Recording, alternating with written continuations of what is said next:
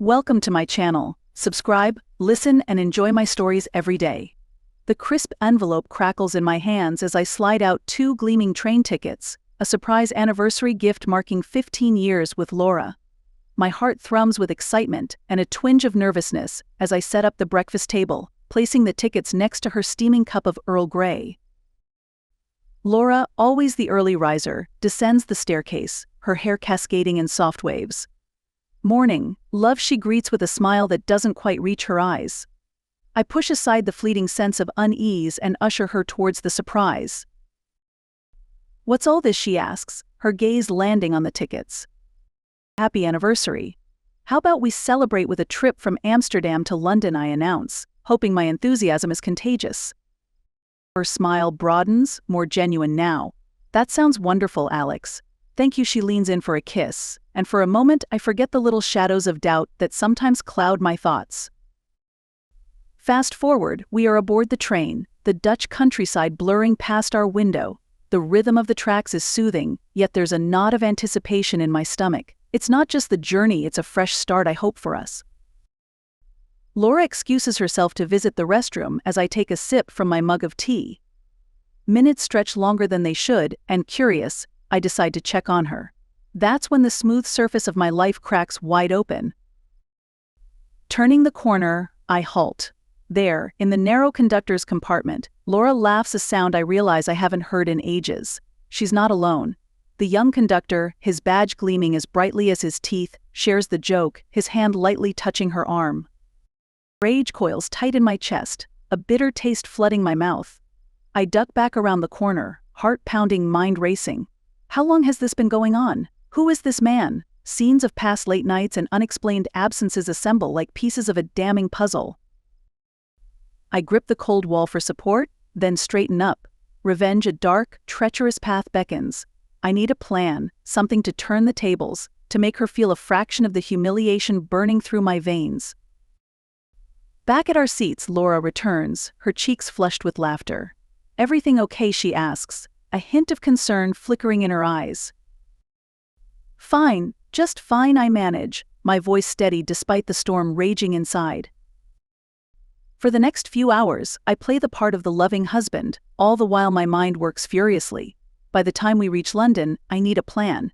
But what? I ponder different scenarios, each darker and more satisfying than the last.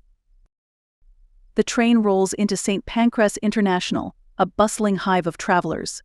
We step off, hand in hand, a picture-perfect couple.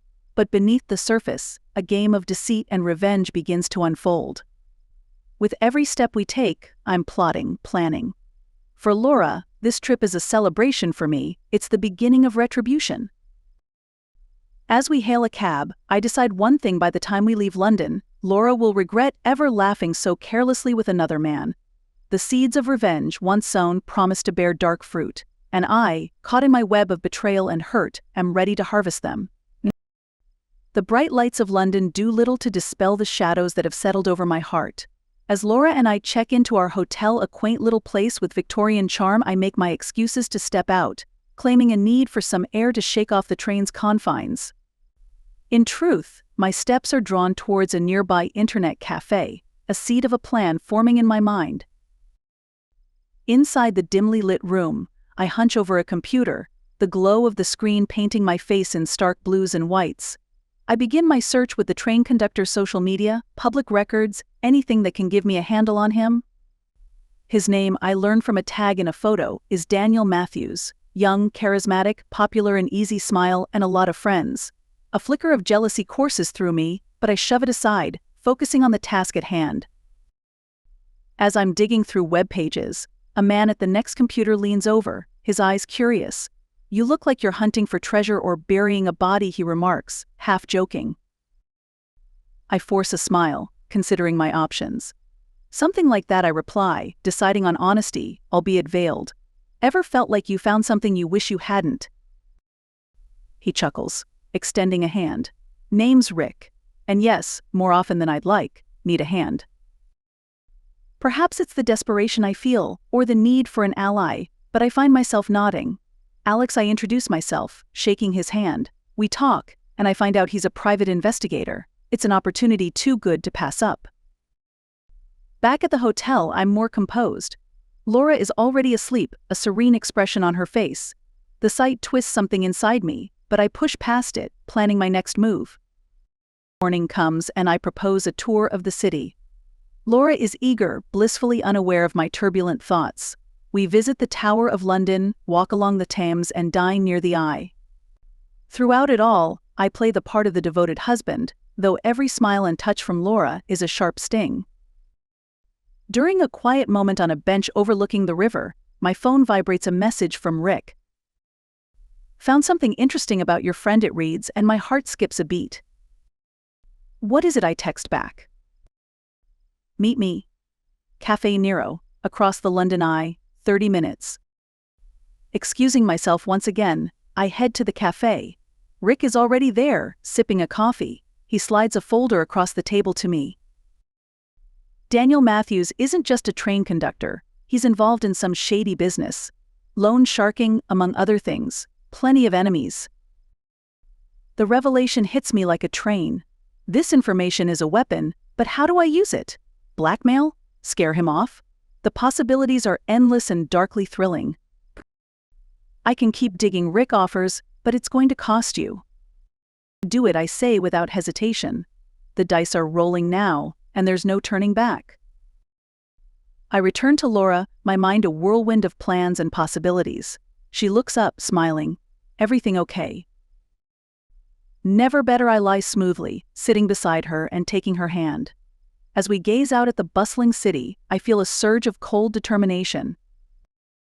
The game is on, and I am in it to win, no matter the cost. London's relentless pulse beats a rhythm akin to my racing heart as Laura and I make our way through the bustling streets.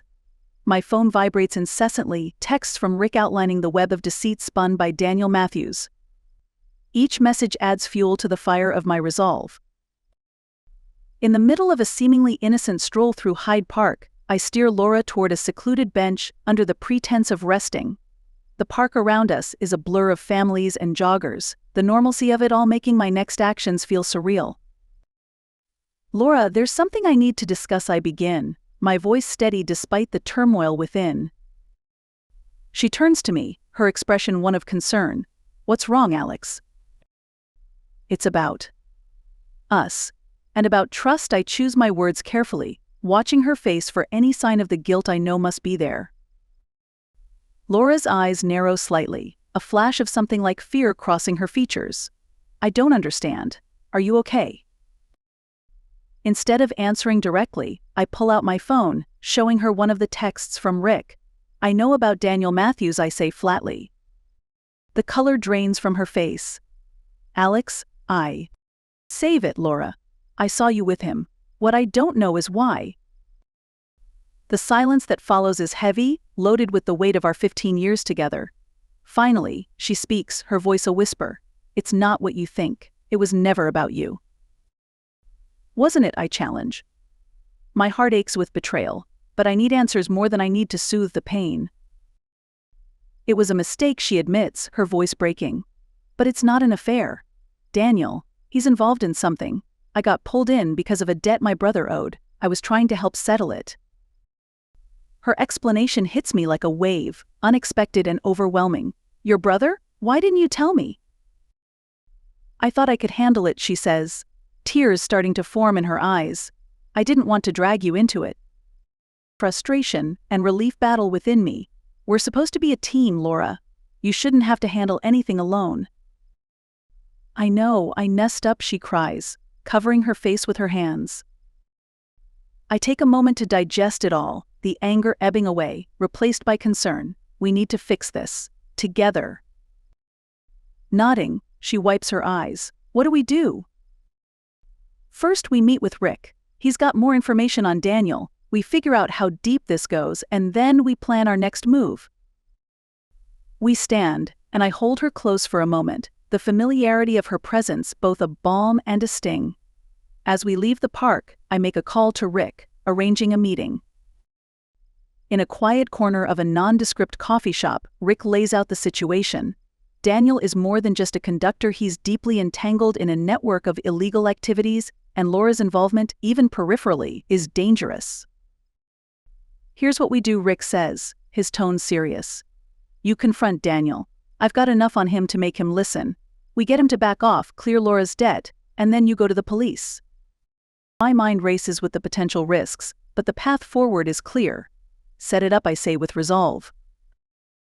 As we prepare to leave, Laura squeezes my hand. Thank you, she murmurs. I just want this over, I reply, squeezing back. The meeting is set for the next day. As night falls over London, I feel the weight of the impending confrontation, knowing that our future hangs in the balance. Whatever happens next, I am ready to end this, once and for all. The morning air is crisp as we approach the designated meeting spot, an old warehouse near the docks. The area reeks of abandonment and the river's brackish tang. Laura clings to my arm, her tension palpable. Rick meets us outside, his face grim. This is it, he says, nodding toward the looming structure. He's already inside. Remember, let me do the talking at first. We enter the shadowy interior, our footsteps echoing off the concrete. Daniel stands at the far end, his posture relaxed, almost nonchalant. He smiles as we approach, the expression not reaching his cold eyes. Laura, Alex, he greets, his tone eerily calm. And you must be the famous Rick. Cut the pleasantries, Daniel. Rick interjects sharply. We're here to settle things. You're going to leave Laura alone and clear her brother's debt. Daniel laughs, a sound that sends chills down my spine. Is that what this is about? He shakes his head. Laura, you really should have come to me directly. You've been misled. What are you talking about? Laura's voice is shaky. Daniel steps forward, pulling out his phone. He shows us a series of messages and photos.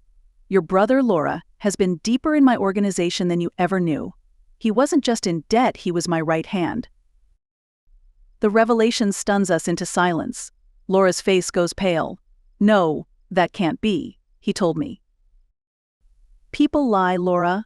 Especially when it involves illegal gambling rings. Daniel's gaze hardens. However, I actually respect loyalty. Your efforts to protect him have been amusing. Rick steps up. So what now? You going to call the cops on us? On the contrary, Daniel says, surprising us all. I'm here to negotiate. I'm planning to clean up my operations, go legitimate. Your brother told me he wanted out, this is his out. Laura's debt is cleared. No harm, no foul. And why should we trust you, I ask, my distrust palpable. Because Alex, you have something I want. Daniel's eyes flicked to a folder in Rick's hand, the evidence we'd compiled against him. That information could hurt my chances. I'm willing to trade. We exchange glances, the weight of his offer sinking in. Rick hesitates, then hands over the folder. Daniel takes it, nodding. Smart move. Now, if you'll excuse me, I have a business to run. As he walks away, Laura turns to me, her eyes tear-filled.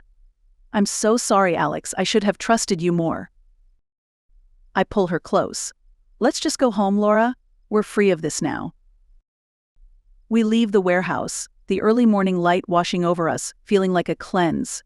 As we reach our car, Rick's phone buzzes. He reads a message, then looks up at us with a stunned expression. That was a detective I know. There was a raid last night on one of the major gambling rings in the city. Daniel was arrested. Laura gasps, and I feel a slow smile spread across my face. He played us all along, thinking he could get away. Rick chuckles. Looks like he cleared your path completely, in the end. The drive back is quiet, contemplative. As we cross the city's bridge, the sun breaks through the clouds, casting a golden glow over everything, the murky waters below us, the road ahead, and a future suddenly full of promise. We had walked into a den of deceit and emerged, not unscathed, but together and stronger. The lesson was learned the hard way, but as I glance at Laura, who smiles back with a relieved, hopeful expression, I realize some lessons are worth the pain.